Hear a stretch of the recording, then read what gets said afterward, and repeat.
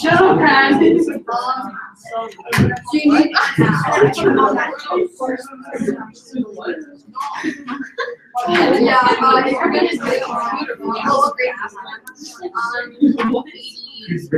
You should be able to like send yourself that link and then up, you know. I'm gonna try to go on the live.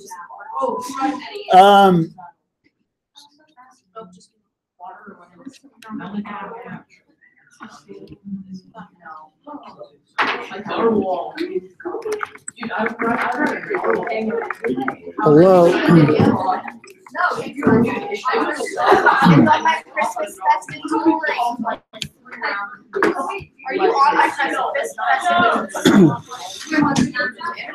Hello. Look, it's Google. Alex. Shut up, Dad. Don't play. You're on YouTube. That's Google. Oh my God. So subscribe to my channel. You should watch your singing or wrestling. You should watch your singing or wrestling. Yeah, I have a really good YouTube channel. I vlog every day. Yeah. Subscribe, like, and share. Kylie's Cool Life. That's the point. Yeah, you do whatever you want. For Google. So right now it says 0 viewers. There's really no reason why you guys would be viewing. But if anybody can try, so like based on the text, if you could like cut and like basically cut and paste the text. Yeah, those are just all the roll sheets if you guys want them. Oh, I see you. I just saw Shirley. How? Wait, is she like FaceTiming you? Yeah, I'm like basically FaceTiming. But can you see? Can you see us? Yeah. That's so creepy. The what? Yeah, on the phones. You need laptops, I think. That's my spot. Shirley, can you try chat like a comment? Wait. Yeah, totally. This chair can go over. Mr. Culver, let's go. Mr. Culver.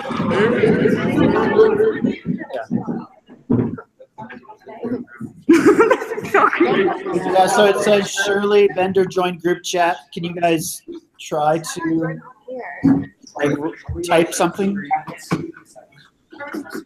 No, so you guys don't have to go on. I'm just seeing if it works. Like, since I can actually talk to you guys.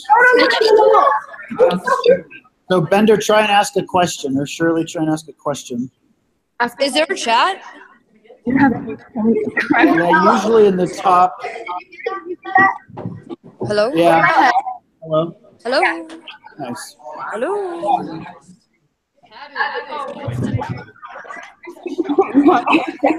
Hey, we can see that. Look. Look at that. Look at that. Look at I just sent you a link. Wait. Show me. I want some main.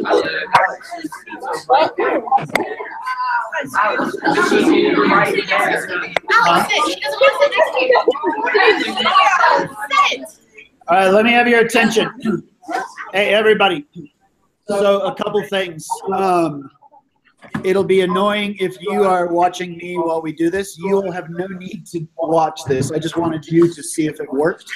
So at the very least, like mute it or whatever. So what's weird is I see people on, but then I don't see that there's viewers. But anyway, so I'm just gonna take questions from you all. if I were you, I would just like look at the study guide and ask a question. Let me plug in. I don't think there's a way to ask questions. I guess I can't really stand Well, yeah, because Shirley or Megan, they scare me. hello. All right, so the other thing is if you're going to talk, like, so this won't work if it's super loud. So anyway, so let's get it started.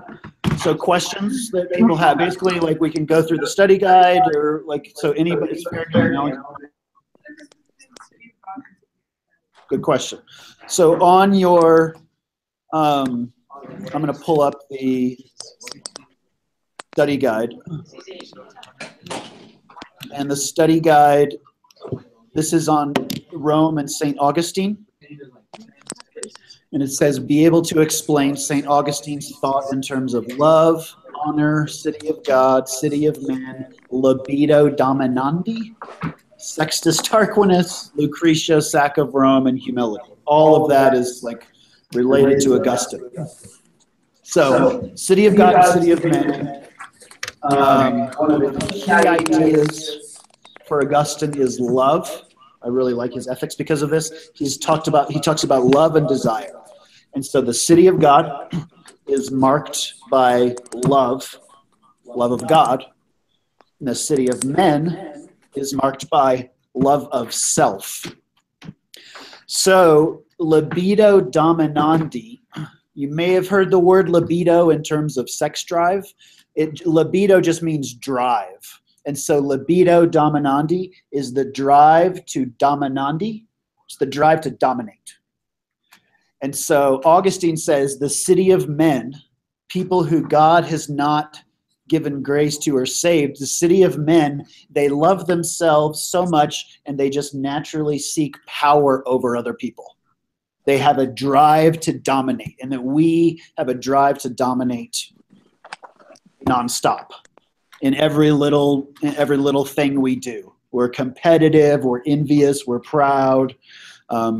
So city of God loves God, city of man drives to dominate other people.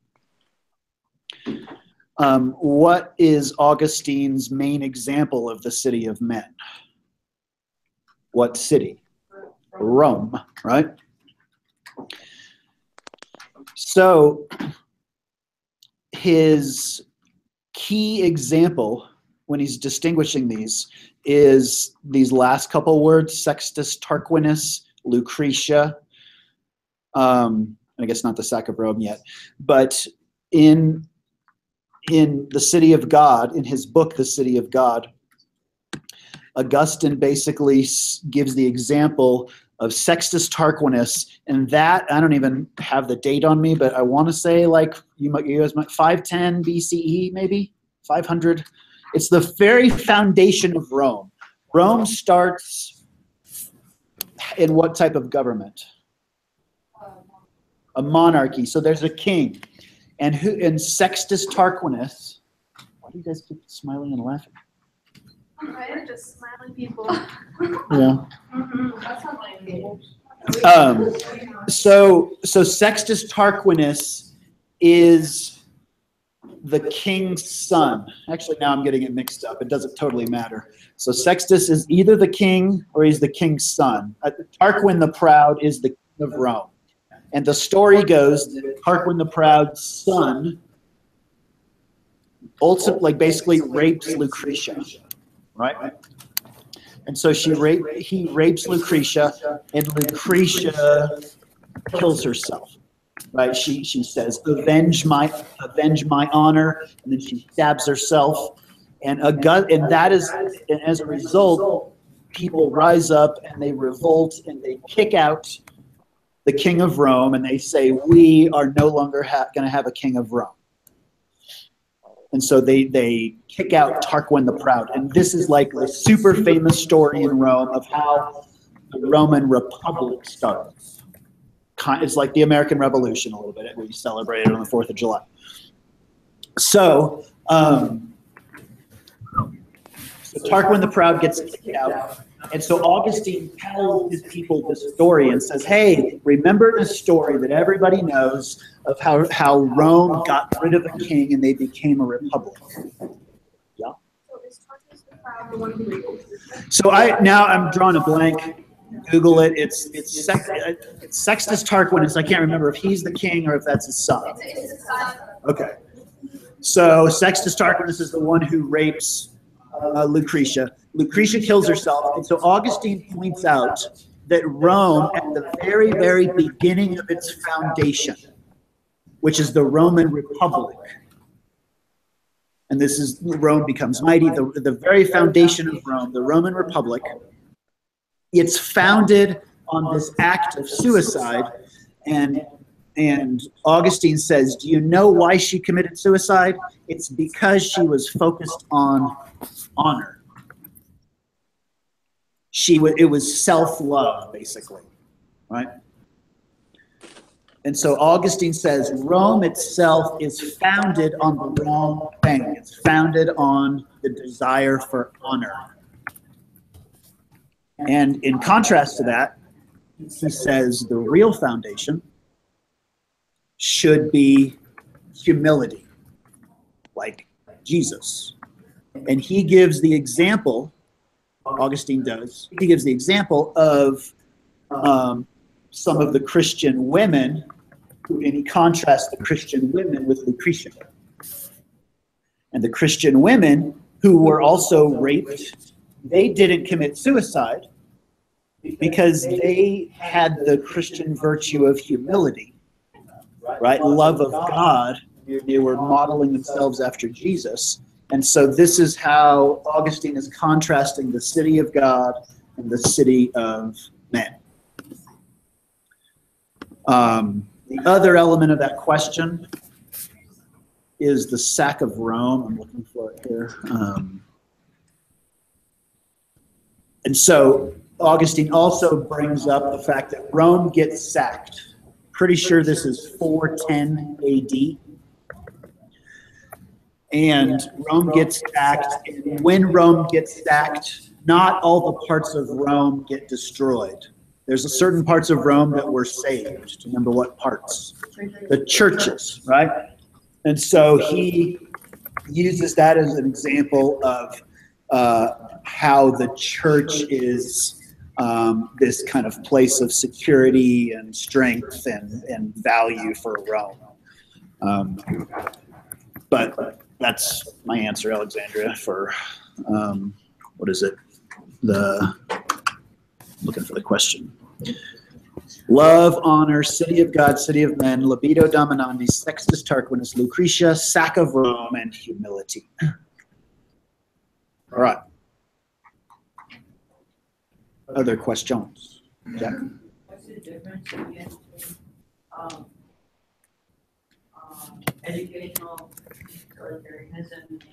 and liberal education? Yeah.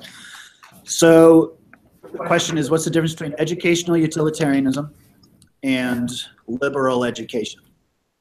So one of the key things to remember is liberal sounds like liberty, which is like freedom. And it's not just this free will thing. Doesn't really have anything to do with free will. The fact that a lot of these Greeks are free, but they have slaves. And so the slaves do all their work. And so the Greeks don't need these basically the rich Greeks, they don't need an education to learn how to do a job because they don't need to do these jobs. So educational utilitarianism comes from like utility, which is like the value or the practical value. So educational utilitarianism is I'm going to get a job so that I can I'm going to go to college so that I can get a job. It's practical, it's specific. So educational utilitarianism is I'm going to go to college and learn how to be an engineer, or I'm going to learn how to be an electrician, or I'm going to learn how to be a dog brusher. Yo. Job specific. And that's in contrast to liberal education, which is for people who don't need jobs. So the idea of liberal education is you have free time. So it's education for free time. And what their vision is that you are, a fancy way would say, you're actualizing your capacities. You are going to learn all the things that humans are capable of. Right, so in liberal education, you study poetry and like the beautiful things that humans create, or advanced mathematics and all the capacities that humans are able to do. Because it's not practical, right? What good is a poem for you? Nothing. But wow, to them, wow, to me, humans can write these amazing poems. So one word might be liberal education is for human flourishing. It makes you more fully human. It is kind of related to Aristotle in the sense of, if you kind of compare it to a knife and cutting, liberal education is, I am going to make that knife as sharp as it possibly can be. Even though maybe you don't need it to be that sharp, you're just doing, you're maxing out what humans can do. So like they learn about the stars, like what value is that? Like, it doesn't matter what value it is. So here's another word, knowledge for its own sake, right? It's not knowledge to be a dog brusher. It's not knowledge to be an engineer. It's knowledge just because humans like to know stuff. Yeah. So like liberal education is doing the most you can do in areas That's a good question. So is liberal education doing the most you can do versus educational utilitarianism just doing what's required? I don't know if I'd put it that way. It's just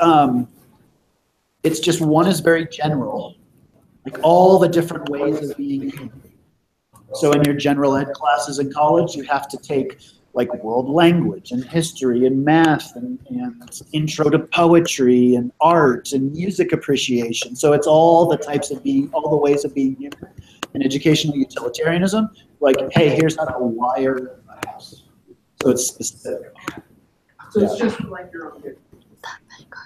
It's for your own good, but yeah, but it makes you more fully human.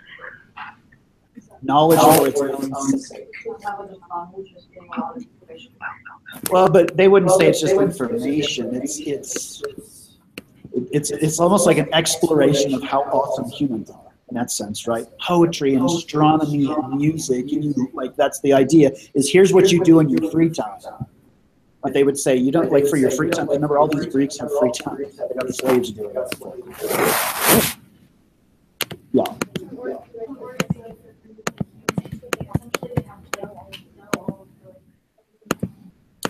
It's kind of, I mean, it's maybe even related to appreciating.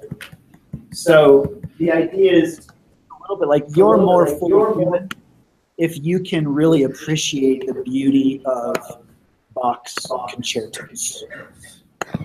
If you're like me and you're like, oh, like who cares about that? Like, I think that's a problem with me, like rather than Bach. And if you can really appreciate the beauty of Bach, you're like, wow, that's like a higher level of humanity almost.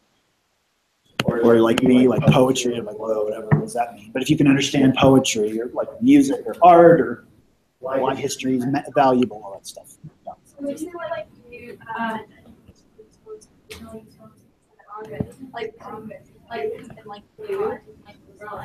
That's a good question. Does educational utilitarianism include liberal education? Going? Totally. One way, liberal education is like learning how to learn for the rest of your life. Learning how to be human for the rest of your life. They might put it this way, liberal education is learning how to live well on the weekends. Educational utilitarianism is here's how to do your job during the week. I think this would also be a good transition to Aristotle. Let's see what the study guide says about Aristotle. Because these go pretty well together. Where's Aristotle? So Aristotle is in ancient Greece, the second bullet point from the bottom. Unless everybody's like, oh, I totally know what eudaimonia is. You guys are like, oh, that's so basic. So the words virtue, eudaimonia or eudaimonia, habit, character, function, and the golden mean for Aristotle. So these kind of relate. So Aristotle. The word eudaimonia, anybody remember what that means? Yeah. It's like something reaching like its full potential. Something reaching its full potential. Yeah. A couple words that could describe eudaimonia: blessedness, flourishing, actualization, in the sense of like you have these potentials and you've actualized these. You have the capacity to be, and it's virtue, and virtue is excellence. And I gave examples of the virtue or the excellence of a knife. The excellence of a knife is cutting. Knives aren't designed to write essays with, right? And so Aristotle's ethics is you should live according to your function or according to your design. And your function is to act in accordance with reason. And he thinks, and a lot of the people think, there's 4 main virtues, and this ties into the Rome part with your 44 BC people. There were 4 virtues. And the Greeks and the Romans said, these, if you want to live well, live according to your function, these are the 4 main virtues. What are they? Temperance, justice, fortitude and courage, and prudence or wisdom. So I'll define those for you. Prudence or wisdom is like basically skill in making the right decisions and choosing the right good thing. Justice is often, sometimes people talk about it's treating people fairly or giving people what they deserve, both good and bad. Just punishment or just rewards. Wisdom is prudence. Courage and fortitude. Courage is basically mastering your fear, right? If you have too much fear, you might remember, if you have too much fear, you're a coward. If you have too little fear, you're reckless or impulsive, or rash is another word they sometimes use. And so courage is having the right amount of fear at the right time. It's like bravery. So that's courage or fortitude. Fortitude is like maybe kind of being able to endure pain. And then temperance is how you handle pleasure. And it's not no pleasure, right? It's not no pleasure. It's not too much pleasure, not too little pleasure, but just the right amount of pleasure. You don't have the entire can of Pringles. You have just like the perfect amount. So you're like, oh, the Pringles are so good. And it's just the perfect amount of pleasure versus like Thanksgiving when you've eaten and you feel totally sick and disgusting. That's not temperance. Yeah.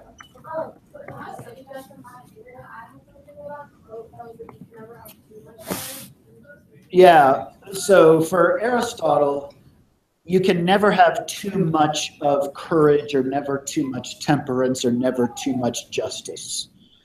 Some of you, and it's okay with me, some of you are like, well, if you have too much courage, then you're rash. But technically, he would not say you can't have too much courage. It would be like if you have too much fear, then you're not brave anymore. You're a coward. If you have too little fear, it's not having too little courage, it's just having too little fear. That's a technical distinction. Yeah. But it's true. He says you can never have too much courage. Like you can never have too much of a virtue. So those are the 4 virtues. And then so Aristotle, the Greeks, the Romans, Cicero, they say, and there was a word for these. It started with a C, and it meant like the hinge of your life. And it's related to Stanford and their mascot. Come on, people. What's the mascot of Stanford? The cardinal. It's not actually cardinal, it's cardinal. So the cardinal virtues, right?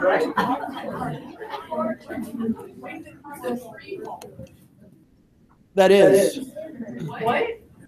Right? Like, well, that's their symbol. Yeah, I don't know enough about it. But that's their, whatever. So, big idea about these virtues and about eudaimonia. Basically, this is kind of why we did this for the ancient Romans. If you exercise, if you have those 4 cardinal virtues, justice and prudence and all that, that's how to live a blessed life, says Augustine. Sorry, well, he would says Aristotle. Right? That's how you're designed to function. To be just and courageous and temperate and prudent and wise, that will make your life flourish. If you don't live that way and you live the opposite, it's like putting soda in your car and trying to drive it. Humans are designed to live according to the 4 cardinal virtues, says Aristotle and the Romans. So, back to specifically Aristotle, what does that have to do with habit and character then? Bender?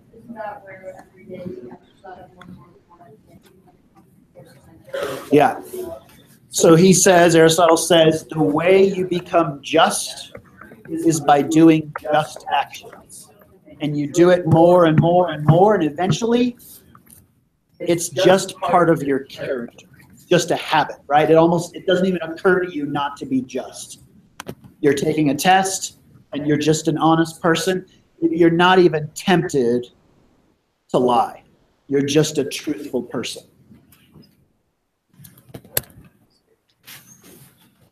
It's a little bit like when I go bowling and I bowl a strike.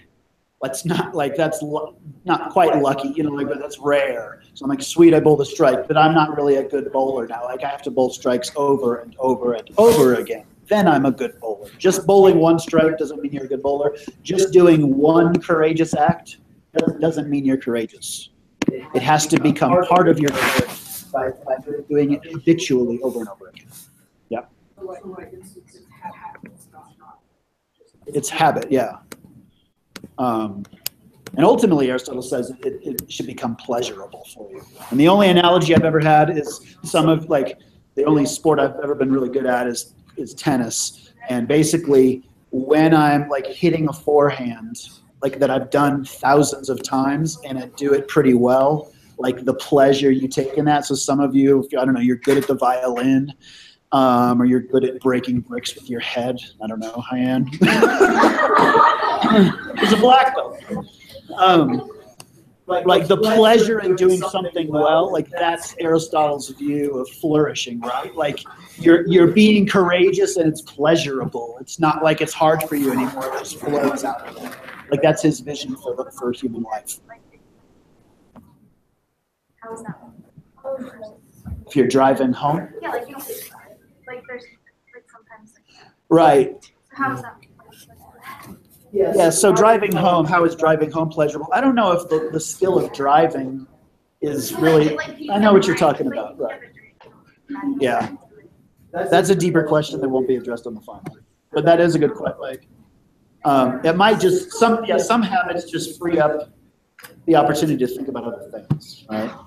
Like you guys don't drive, but I've been driving home, and I'm like, whoa, like I don't even know how I got home. Like it just happened. Like I haven't even been thinking anything about driving.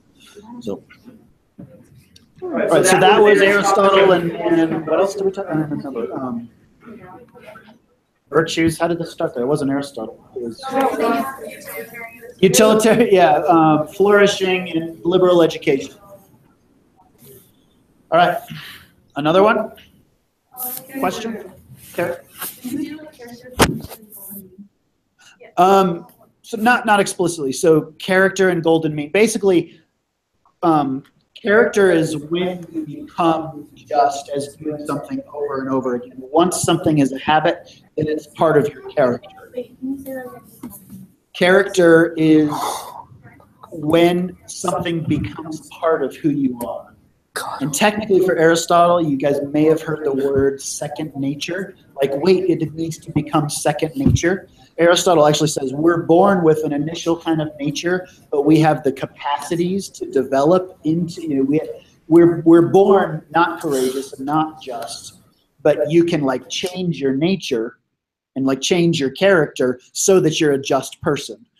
And then it's part of your character. And a character means like you are a just person, and you don't just do just things once, you do them over and over again. That means it's part of your character. And somebody, like you've seen those posters, and it's like watch your thoughts, they become actions, and watch your actions, they become, or, right? Like, you know what I'm talking about? They're like posters on, come on Google, what's the, yeah. It's totally like a elementary school poster in like every classroom. Watch your thoughts because they become words, and words have like, and ultimately, and it becomes who you are, right? Like that's character. And the last question on Aristotle is golden mean. Anybody remember what the golden mean is?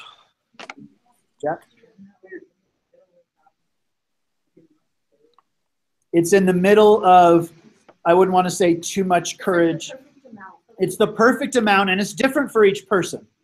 Aristotle gives an example of Milo the wrestler. I don't know who that is, but that's his example. I would give the example of Michael Phelps. Like back in the day, Michael Phelps, there was a story, well, no, like this is a couple Olympics ago, when he eats like 10,000 calories or 12,000 calories. And so for Michael Phelps to eat 12,000 calories, that's in the golden mean for him. For me to eat 12,000 calories, that's crazy excess, right?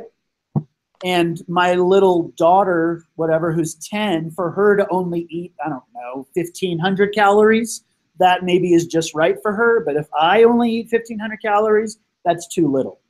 And so the golden mean is just right for like you.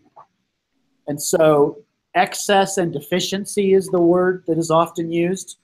You can have excess, you can have deficiency, or the golden mean is the perfect amount. And so the golden mean is courage, excess is rashness, deficiency is cowardice. Golden temperance, excess with pleasure is probably like overindulgence.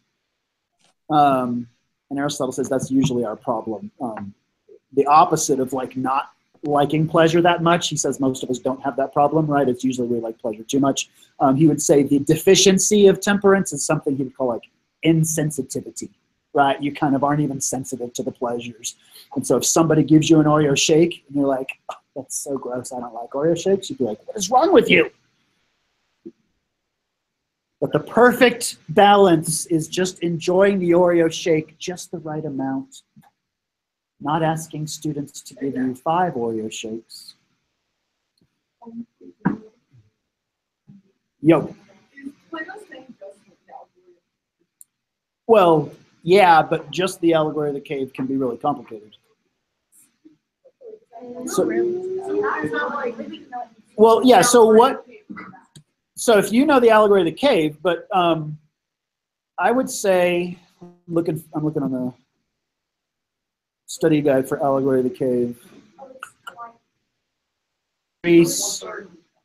Okay, so here's the allegory of the cave deal. Be able to use the words forms, knowledge, sense experience, shadows, reason or intellect to describe Plato's allegory of the cave. So I would say one of the main things that people don't usually understand, like this is the big thing. What is, tell me about Plato's view of sense experience. Aaron. Sense experience is anything that can be observed and experienced with your 5 senses, taste, smell, touch, all that. But what does he think of it? It's like unreliable. It's totally unreliable. But why is sense experience totally unreliable? I have a question. Is this Aristotle? No, so we're not on Aristotle, we're on Plato now. Why is sense experience unreliable? So part of the answer is because we're living in the world of a cave. Yeah. And there's a fuller world. So is this world that we live in a world of change? It's a copy, yes. Our world is a copy of the real, true world of the forms. So for instance, what does all that have to do with triangles and horses? So there's like the true triangle. And so for Plato, have you ever seen a true triangle? No. Because the triangle on the chalkboard or on the whiteboard is totally imperfect. It can be erased. It's just not perfect. Where is the true triangle? In the world of the forms, outside of the cave. And how do you get there? How do you access it? Oh, right. Not by virtues, that's a good guess though. By what? Imagination. By your reason. By your reason, which is non-physical. Right? Which is non-physical. Plato basically doesn't like stuff that's physical. So everything that we can see and touch and feel, that isn't totally real for Plato because it's changing all the time. Another fancy word, he would say that's the world of becoming. All of this stuff is in the world of becoming. And what is opposite of becoming for Plato? Well, yeah, already there. Being, just purely existing. So the true triangle that we can access through our minds is eternal. It's always been there. It'll never change. It has pure being or existence, and it's non-physical. Yeah. So this like might be like a really stupid question, but like, so you know how people's like minds and like worldviews can change? Like, what would Plato say about that? Because like, you can think a bunch of things in your head and it can change over time. So like, would there be like a false like? Right. So yeah, he doesn't think that just because you're thinking. So the question is, just because your ideas and your minds change. So what does Plato think about that? You have to be pondering what's eternal. So the forms are out there. And so for Plato, one example I gave was beauty, right? And so Plato would say, why would you care about pick your beautiful people? Zac Efron and Harry Styles and Joe Jonas and Emma Watson, I don't know. And so all of those people, and actually all of those people, and also sunsets, and I don't know, unicorns and rainbows, those are all beautiful, but you see those with your eyes and your physical senses, but they all share in the form of beauty. And so Plato basically says, why in the world would you waste your time with physical beauty when you could ponder true beauty with your mind? What does Zac Efron and a beautiful rainbow have in common? I don't know, but ponder it, and that's like the world of the forms. That's true beauty. So that's the allegory of the cave. It's not like, oh, we might be deceived about stuff. It's about there's two worlds. This physical world, the spiritual, immaterial world. And by the way, what did I say about that in terms of how that matches up with Christianity? Heaven is the redemption of this world, right? Christmas is basically God likes matter. He invented it, right? So God is not a Platonist, I want to say, because at Christmas we celebrate the Word becomes flesh. And so for Christianity, God likes matter. Jesus took on human flesh. That's nuts, right? Okay. So then, like you said, you might do a question with that. Right. If they were talking about Christianity and stuff, would there be someone who disagrees with it? On that sense? We haven't really talked about anybody who disagrees with Plato. So would that not come up then? Bring that up then. Yeah, I'll tell you that Plato isn't one of the dialogue people. I mean, you should know Plato, but he's not one of those dialogue people. I'm not going to tell you who the dialogue people are. Aaron. So the funeral oration is Pericles' funeral oration. And Pericles is one of the leaders of Athens, and the historical setting is important. This is during the Peloponnesian War, which is between what two parts of Greece? Athens and Sparta. So the Peloponnesian War. is between is between Athens and Sparta. And Pericles, so this is the start of the Peloponnesian War. And the body, like you can think of it like this, the bodies are starting to come home from the war, and people are burying their loved ones, their brothers and fathers and sons. And Pericles is giving, like they're having a funeral for all these military dead. And Athens, at this time, it's important in terms of their government. What type of government do they have? Democracy. Athens is unique in the ancient world for having a democracy. And so the people could very easily vote, and this is true for most democracies. Hitler actually thought that America was going to be weak because they didn't have a standing army, and so you may have heard the term citizen soldiers, like the fact that citizen soldiers could defeat the Nazi-trained, professional deal.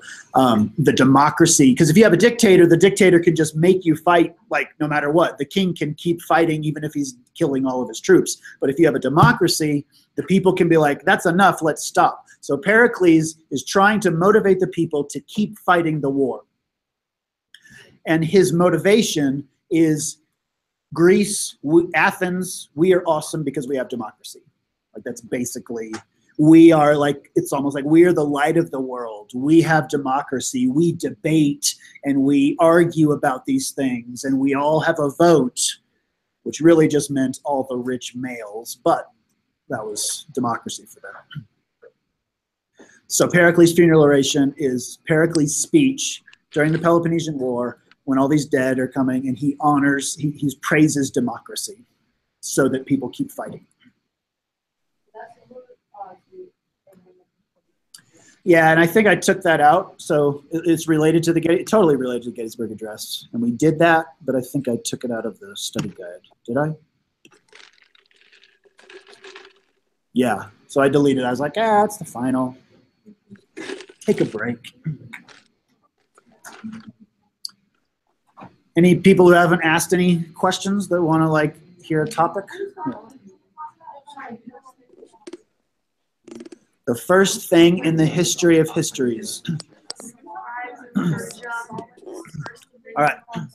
So history of history, the question is be able to tell the story of the rise of Persia and its first invasion of Greece in a paragraph using these words: Croesus, Solon, Oracle of Delphi, Darius, Marathon, Pheidippides. Looks like Delphi. I don't know. Google it. What's the? Well, I think it's like pronouncing Delphi. A Delphi, tomato. Nuclear, Augustine, Augustine. Pheidippides. Okay. So this document is online, but let me tell the story. I think this is the very first story I told, first day. Is what? All right. So the story goes, there is a dude named Croesus. I just said the word and you're like, I got it. So there's a dude named Croesus, and he is super rich. Rich as Croesus used to be actually a phrase, even kind of early America. Like if you're rich as Croesus, you're crazy rich. And actually, I think the same area where Croesus lived, and I can't think of the location now, but it's kind of around the Ionian place. Like that same area is where the legend of Midas originates. So anyway, right, Midas took gold and all that. So Croesus is super rich, and Solon, he's a wise Greek sage. Solon comes up to Croesus, and Croesus says, hey, check me out. Am I not the happiest person who ever lived? And Solon says, no, call no one happy until you're dead, until they're dead. Call no one happy until they're dead. And he says, there's other people that are happier than you. There's 3 of them. One was Cleopas and Bidon, and they died carrying their mother to a worship celebration. And then there's I think a guy named Tellus who dies in battle. And so he says, call no one happy till they're dead. So Croesus, and it's also important for this for another point. This is the rise of Persia. Which historian is talking about Persia? Herodotus. I don't have any cutesy ways to remember that, but Herodotus talks about Persia and Greece, the Greco-Persian wars, and then Thucydides talks about Sparta versus Athens, the Peloponnesian War. And so Herodotus is telling us this, and just to remind you, Herodotus wants us to learn from this about the dangers of pride and the fact that history is all about mutability or change. So Croesus is too proud, and he hears rumors of an empire that is rising in the east. It's Persia, and there's a dude named Cyrus who's the head of that empire. And he goes to the Oracle of Delphi, and he asks the Oracle, should I, start a war with Persia? And the Oracle answers back cryptically, ambiguously. It says, if you go to war with Persia, you will destroy a great empire. And he's like, yeah, baby, I want to destroy a great empire. So he goes to war, and Cyrus defeats him. And it turns out the great empire that he destroyed was his own. And I think it's Lydia now that I think Lydia is his kingdom. It's like the very edge of Persia, kind of near Greece. So there's also part of it where he's getting burned on the stake, and he's like, oh, Solon, and then he comes down from the stake. But that's not as important as what his heirs, or his successors. So Cyrus is now ruler of Persia, and Persia's a big deal. They're not treating people very well in this area called Ionia. And there's a rebellion called the Ionian Rebellion. And what's really important, and so Athens kind of helps out because Ionia is kind of close to Greece, and Athens helps out. And part of this rebellion, they burn one of the major cities of Persia. It'd be like burning Washington, D.C., or burning Denver. And that's the city of Sardis, Sardis. And they burn the city of Sardis. And the king of Persia now, after Cyrus, basically comes a guy named Darius or Darius.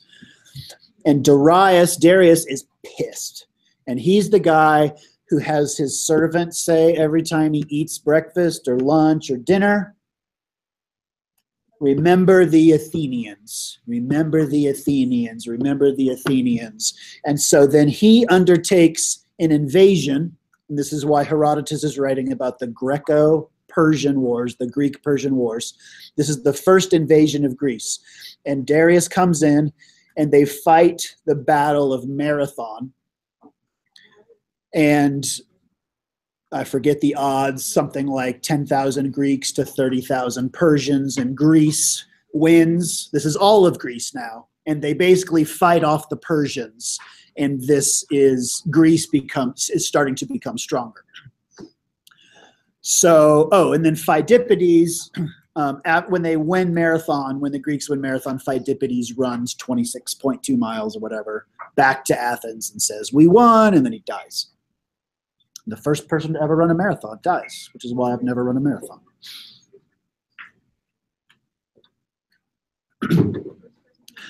So one thing to understand is the second bullet point.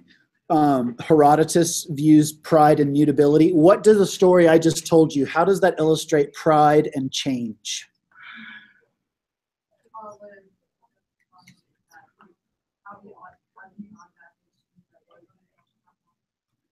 So Croesus assumes that, the great empire will be not his, and so he's proud, and remember, he's like, I'm the richest man, I'm not the happiest man. Good? Yeah, it's kind of like that. He views pride as not being good. Herodotus. Yeah, he says pride will destroy you. What does that story have to do with change?